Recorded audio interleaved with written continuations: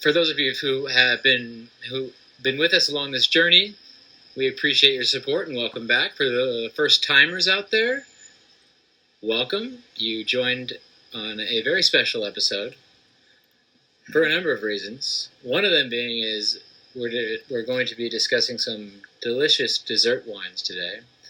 And the second one is our special guest. So, a man who needs no introduction, however, we'll get an introduction. The owner and proprietor of Anaba Wines, very, very proud father, proud grandfather, my father, Mr. John T. Swayze.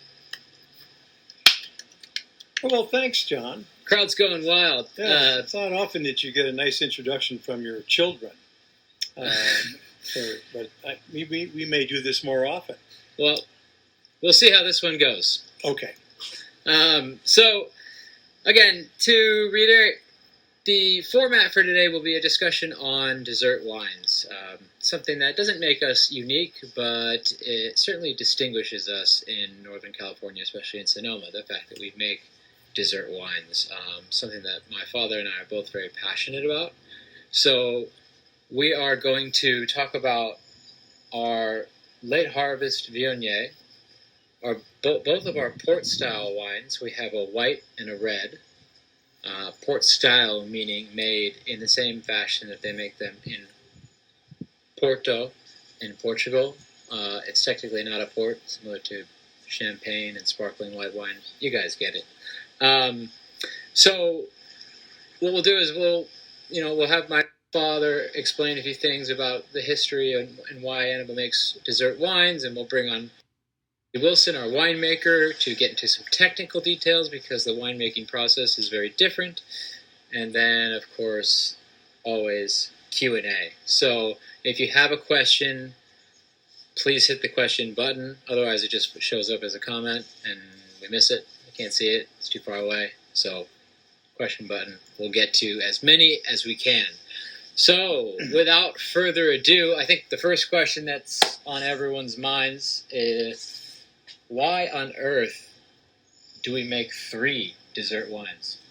I think the question actually is, probably why do we make any dessert wines? And it's a fairly easy answer once you kind of get a sense of the history. Back in 1975, when I was taking numerous wine trips to France, one of the years, and that was 1975, when we were in the Bordeaux region, I was able to schedule some appointments with some of the well-regarded wine producers in the dessert wine region of Sauternes, which is right there next to Bordeaux. And this was an enlightening adventure, going to actually see how these things are made. I certainly, in those days, heard these names, could rarely afford them. And so just going to visit way back when and be appreciated and then appreciate them was really a great experience. I learned how they make these wines, all the passion that goes into it. And then, of course, perhaps tasting a whole mess of wines, both in the bottle and in the barrel, just gave me a true appreciation for really high-quality dessert wines. So back when we were starting the Anaba Wines brand, I felt strongly that we would make some dessert wines and include those in our portfolio. Now, at the time when we did this, of course, my advisors all thought that was pretty crazy. I mean, you got dessert wines. We're in Sonoma, we're in Pinot country, and I said, well, I just had this feeling that there's going to be a market for them, and we have a passion. We just think that high quality dessert wines are as yet still not so well known. So let's give it a try. Now, keeping in mind these advisors were the same people who told me, you're going to make rosé, you're going to make Rhone varieties, a white Rhone. In fact, in those days, in the Pinot-centric Sonoma, they all said, well, what about Chardonnay? And back then it was like still ABC, anything but Chardonnay. So I think in retrospect, they probably weren't so correct. Rosé did take a little longer to come into vogue, but we started 15 years ago and we stayed with it. And so so I knew that when we opened up in Sonoma, we're going to offer some dessert wines of high quality, a port-style wine, red, and a late harvest wine like similar to Sauternes, and that's what we did. I'll get into how we actually got into making a white port which at the very beginning was not something we were thinking about. So that's how it all began. But my son has a little experience too that affected his positive thinking. I do have an experience, and just as a reminder, you heard it here first. Rosé, 15 years ago. Not many people on board. Look at it now. Might want to jump on the dessert wine bandwagon early. Anaba wines sets the trend. My story is actually much shorter, but the affinity was passed on either genetically or just through the opportunity to taste great wines. But when I was 15, going on 21, at a Thanksgiving dinner, my dad allowed me to pair a Chateau Yquem 1983 with some apple pie and vanilla ice cream. Took a bite, I had a sip, and I knew then that the whole food and wine pairing, chemistry, coming together in your mouth was a real thing, and it was an epiphany for me. And I've seen other people have epiphanies in our tasting room with these wines as well. So, especially when it's a Chateau Yquem that goes with your apple pie. Well, ours. I like to have it. Ours stacks up nicely. I like to have those wines by themselves sometimes for dessert. That's the thing about them. They're very dynamic. So, without delaying any further, I think we'll go ahead and actually open up this late harvest, or we'll pour this late harvest. As you can see, it's been opened. We had to check, make sure it was safe. We always open them to see if it's corked, but we knew it wasn't going to be, so we said let's just sip it regardless. And then we're going to bring on Katie, because this wine is not made in your typical fashion, and it is complex, and some might find it very interesting. So Katie looks like she's ready.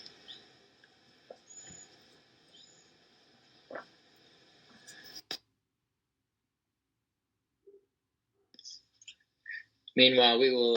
If you have one of these in front of you by chance, please enjoy with us. Katie! Hi! I have the late harvest in my glass. How convenient. Perfect. So, Katie, this wine, there's a stigma around sweet wines, but there's something about this. It has tension and acidity, body, but still has that sweetness, but it's so well integrated that it doesn't come off as too viscous, and I've seen the reaction on people's faces. How do you create this magic elixir? Yeah, I know it can be unexpected. I think a lot of people are apprehensive of dessert wines because of that. And so when we decided that we're going to make this late harvest Viognier, one of the things that we went at it immediately was we do not want to make a really cloying, heavy dessert wine. So what this is picked late harvest. So we are farming the vineyard throughout the whole season. We have a certain section of the vineyard that we want to use for this late harvest wine. And what we do is we leave more clusters on the vines, so it will encourage a mold to grow called botrytis. And that really is intentional, and that allows this wine to be really interesting and dynamic. And it is, so after as the season is going along and the sugar is accumulating, we'll have the botrytis start to grow, but then we also have some dehydration that will start to happen, and you get a lot of that interesting texture and apricot notes from that dehydration that starts to happen. And so we picked this on November 1st of 2018. So it was a very late harvest. So as an example, what was the previous picking before that? Yeah, so the Viognier that we harvest to make into Viognier was harvested almost 2 months before that. So it's a pretty big difference.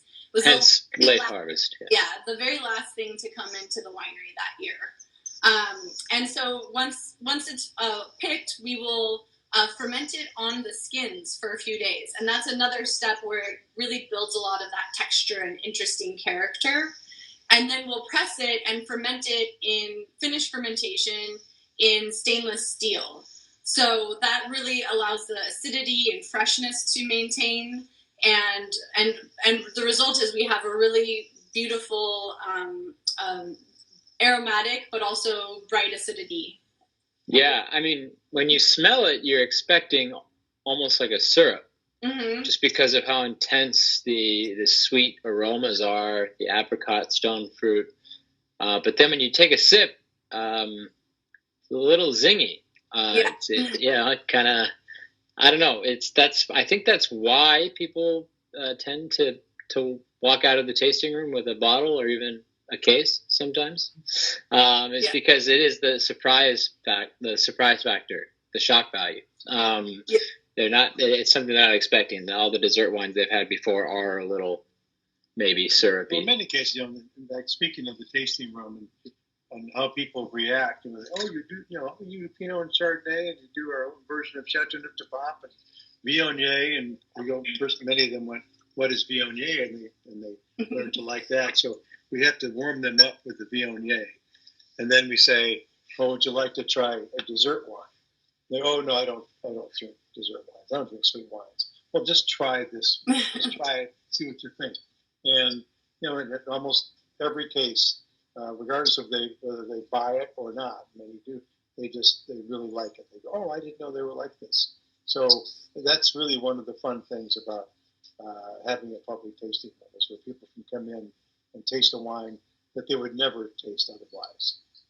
And then the same with the ports. It is fun to watch that epiphany, that moment happen.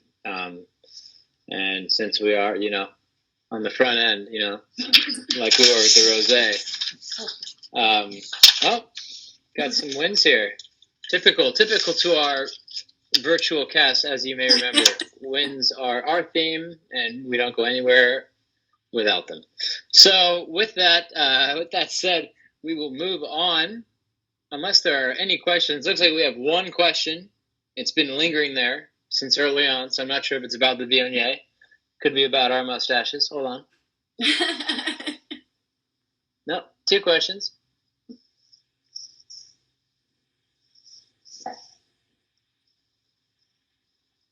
Ooh, okay. So one of them is, what dessert do you each love to pair these wines with? We will go to that after we try the other 2. But right now, John, which dessert wine most moved you to want to make one or more? I think you need to flip your camera back around. Yes, John. Oh, my. Just giving you a little scenery there. Which John was being moved? So I guess it was probably me. Yeah, that would be you, Dad. So I think it was, I didn't really start drinking, true vintage ports until like the mid '80s, as we were almost able to afford them and really enjoyed them. So people even in those days, we have a great red port and a cigar. It really wasn't. I didn't smoke cigars, so it was really the first time I had the Chateau Weekend, and I said, "Oh, it was an epiphany, or eureka, or whatever you want to call it, or maybe it was when you had that first great red Burgundy in Nirvana." Now I know what they're talking about. So that was really what happened. I knew, and it's been fun to follow its progress at Anaba, where people have found just as much enjoyment as I did, 40 years ago. I think we covered that one. I'm pretty sure he was asking you, Dad. Mine was obviously the Ecam. So we're going to move on to the red port, and then we'll come back to questions. The white port. Oh no, we're doing the red port. They're all so good. I don't know. Okay. All right, we're gonna go accept the colors and do red, because that's more people recognize. They know that port style wine. Sorry, port style. It's not a port. Are traditionally red, and the white port is something we've been developing 8 or 9 years. But as Katie will vouch for, it's quite common, much more common in Portugal than it is in California. So that's kind of a great color, wasn't it? For a wine that was fortified with brandy. Not brandy, Katie.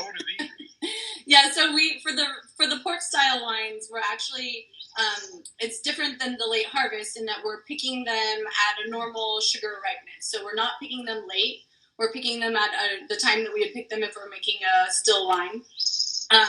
So we're fermenting those on the skins. So for the red port style, we're doing, it's fermenting about halfway through on the skins, and then we'll add an eau de vie, and that is just a freshly distilled spirit.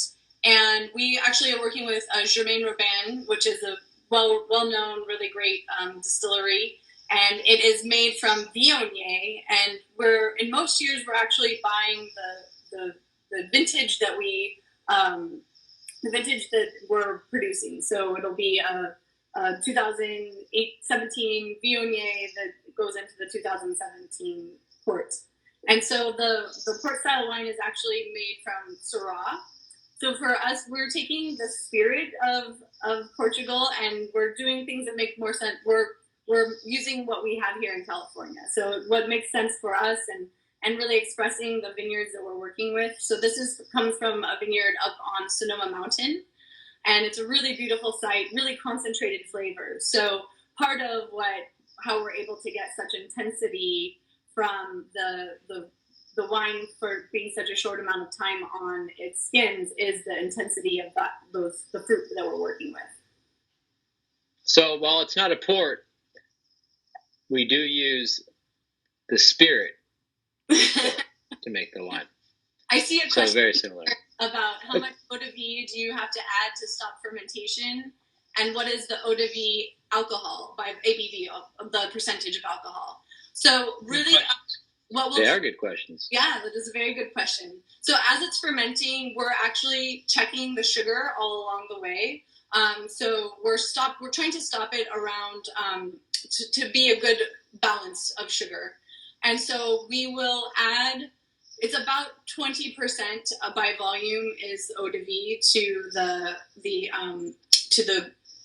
wine, and that'll stop the fermentation. And traditionally, you will add the eau de vie and then press afterwards, and that is how we made this wine. Some people in the new world of even in Portugal, the younger folks in Portugal are pressing and then adding the eau de vie. But either way, the alcohol will stop the fermentation. We don't add any sulfur. It'll sit in the barrel with no sulfur, nothing added to it, and it's just the port itself. And it'll age for 18 months in barrel. And then we actually have some more of this 2017 vintage that we have left even longer. That's still in barrel to this day. Yeah, so something that I actually learned while traveling in Portugal was that they have a way of aging, especially with the tawny ports, where they'll give it a vintage or a year, but it's actually more of an average. It will contain, let's say it's 1980. It will have wine from or port from 1969 or 1979, 1978, 1982, 1983. It's an average. So you actually keep it in the cask and you keep the average in the middle. And that's how they label the vintages there. So you can let it sit for a very long time and you can let this bottle sit for a very long time. Once it's opened, it doesn't usually last very long. But the cool thing about it is if you wanted to, they would last long once it's open. I think what he was trying to say there, it doesn't last very long because it gets consumed, not because people have come into the tasting room and say, well, after I open it, well, how long will it last? And I would say, well, the record's 3 days. And they look at me quizzically, what are you talking about, 3 days? Well, if it's there in your refrigerator, it's jumping out at you. You have to drink it. And so we do know that it probably, we've had some that have gone a month after they've been open. But that's pretty rare. It's hard to keep looking at it, when it's calling you. And the same with the white port, and not quite the same with the late harvest Viognier because it doesn't have that extra alcoholic content to keep it perfectly stable. But same problem. These are 375s, and they tend to go quickly. Well, what's the problem? It's too good? Yeah, well, drinking calls major problem. So in the tasting room, we noticed that in the beginning years when we just had the late harvest Viognier and the red port style wine, that we found a lot of people would lean towards the late harvest Viognier and had a vision of what red port was like. They thought it was going to be, as I said, Winston Churchill, with cigars and guys in the drawing room or whatever. And so we just thought it would be fun. Once we realized that in Portugal they make a lot of white port, we thought we'd try it. And 10 years ago, we came out with a white port. And they said you were crazy. They said I was crazy again, but it's been a big success, and it's a lot of fun. And Katie, you were just in Portugal. What were you experiencing with some of these white ports that you were trying? Yeah, so I was really excited to start making the white port because in Portugal, it's a very, very celebratory, kind of have it as an aperitif. A lot of people make it into port tonic cocktails, and it just has a really fun energy around it. And to me, it was really exciting to do something so different. So the sugar, the residual sugar in the white port is lower than the red port, by about half. So it is very lively and bright, and the white port is also fermented on its skin for a period of time before we press it, and that is traditional in Portugal to ferment that on the white wines on their skins for a period of time, which I think is really interesting. And then we're using the same eau de vie that we use in the red port and the white port as well. And that, I think I missed a question too. Somebody asked about the percentage of alcohol. I think answering that, it's around 70%.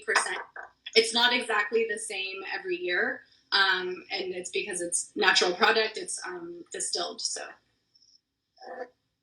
little view there. Oh, that's good. And we're not offended, by the way, if you do put a little tonic or make a cocktail out of it. Some people have been nervous to ask about that. I'm all for it. As long as you buy the wine, it's up to you what you do with it after that. Yeah. I prefer to drink it, but it's a fun drink to have, especially for sharing it with someone who hasn't had it before. And they go, gee, I never really experienced this before. And as I used to say to people in the tasting room, well, we kind of call it a date drink. And you said, this is really good. And I'm enjoying myself at a higher level, perhaps, with a white port. Who would have thought? So it is novel, and you'd come off as pretty knowledgeable if you ordered the white port. Some of you may know that Anaba Wines only uses the varieties that are typical of Burgundy region, Pinot and Chardonnay, and in the Rhone Valley, which is numerous varieties, but we'll stick with the top 10, let's say, Grenache, Syrah, Mourvedre, and Viognier, Marsanne, Roussanne, Picot Blanc, and Grenache Blanc. Durif. So, and we do the same with the dessert wines we make. Traditionally, from a late harvest, we try, even though in France it's sort of late harvest Semillon and Sauvignon Blanc, we've decided you can quality fruit, quality noble rot, quality winemaking, really great wine from a number of different white varietals, and the same with red. Obviously, we don't grow any of the grapes that are typical of Portugal for making Porto. So we have to use the stuff that we make and we grow in Sonoma. It looks like we have quite a few questions. And before we get into them, one statement about dessert wines in general. What I love about them is they can be had as a date drink before dinner. They can be paired with a salty gorgonzola. They can be paired with a sweet apple pie, at least the late harvest. They're very dynamic as far as wine pairing or use is concerned. They can be made into cocktails. They can be had by themselves, of course. They're very underappreciated, I think, and underutilized. All of a sudden, a glass of port or a late harvest seems like the right way to do it. I don't like chocolate so much, so it's a good substitute. So a little, as you say, gorgonzola would go well with all of that. It's up to you. Okay. All right, Kay, it seems like you're better at reading the questions. Can you see them clearly? Oh, I can only see what's happening in the comments. Well, Oh I boy. don't have access to the question things. I've just been reading some of the comment questions. Okay. Someone asked if we use a Solera method. That actually applies to sherry and not port, so no. Still a pretty good question, but no. How long are they good after they're opened? We kind of addressed that. We'll see how long, as long as you can really stay away from it. But I guess if you want a real answer, 30 days, 3 weeks? 3 weeks. Probably longer for the red port than the white port and the late harvest. Late yeah. harvest, right. Yeah. And that's due to alcohol content and sugar. Yeah, and then just the white wines being a little bit more delicate. Recommended serving temperatures, Katie. Oh, so I definitely would serve both of the whites chilled and the port at cellar temp, which would be about 55 or 60 degrees.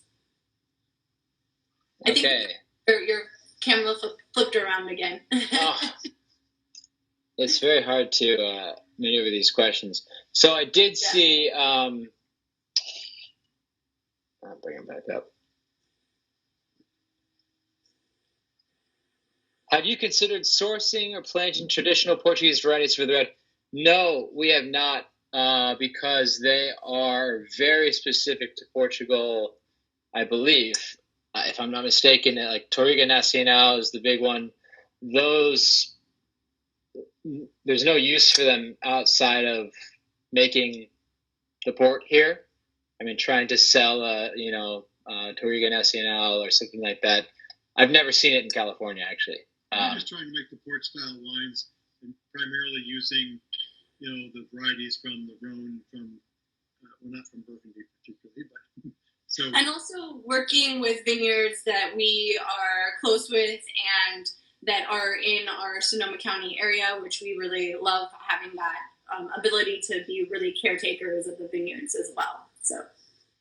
Okay, so we'll make a post about cocktails because there's a lot. Yeah. But the last two questions, each of us can answer. What is your favorite dessert pairing? And you just pick one with one of the dessert wines. Otherwise, with this guy, naming cheeses all night. On for ages. I like it with to start the meal with late harvest Viognier and foie gras. Ooh, yeah. Oh. I think you stole mine. Yeah, mine too. Actually, that's not what I was going to say, but now that you said it. Well, I guess I'll go on the dessert side then. I can't help it. I think it was apple pie with vanilla ice cream and Chateau Yquem. I don't know. I just. I think you didn't finish the pie. Finish the pie. Harvest Viognier. That's right. Well, this is better. So. Yeah, for me, I would say definitely a cheese platter at the end of the meal with dessert wines is probably one of my favorite pairings. It feels like dessert, but it's not. You still have a lot of cheese, which is delicious. Yeah, if I'm being honest, usually when I order a dessert wine in a restaurant, I just order a dessert wine. Yeah. Unless it's a very strong cheese or a blue cheese, the red port I find is pretty overwhelming for the more delicate triple creams and yeah. That, in fact, I think many people are discovering that even just white wines or even nice Chardonnay, rich Chardonnay does really well with many cheeses. Yeah. That was what we always thought was, well, how about a big Cabernet with this? And then turns out that, well, maybe that's not, that's not as good as other alternatives. Yeah. Okay. So the last question we'll address, and we can get to some of those others offline, is the white port intended to age? Yes, so the white port can age. What we have today is our 2016 white port. It definitely is not intended to age quite as long as the red port, and it's going to change as it matures. So early on, when we very first released this wine, it was a lot more aromatic and more kind of similar to the aromatics were more similar to the late harvest, in that they had a lot of fresh really bright aromas. And now this wine it's coming out with its secondary aromas and flavors. So, but yeah, so not quite as long as the red port, but it's already 4 years old and it's still tasting really, really great. The late harvest will age a very, very long time. Yes. Longer than you need it to. As well as the red port. Yeah. I mean, really high quality, real red port, 70 years. Well, we actually did have a promotion running that was 10% off our dessert wines and then shipping included, but we decided that through Sunday night after this, because we want to share them with the world, we're actually going to do a quick little flash 25% off, shipping included, on 4 bottles or more of dessert wines only, because people just need to try them. And it's the stigma behind them, but once they've had them, I know you'll be back for more. And maybe in time for Mother's Day. Perhaps in time for Mother's Day as well. Your mother would enjoy a nice white port, or a late harvest, or red port if she's into cigars. Who knows? Anyway, we will follow up shortly with more details on that promo, but it's starting right now. So go find it. Get some dessert wines. Is there a link in the profile or to the website? Yeah, anabawines.com, wine shop.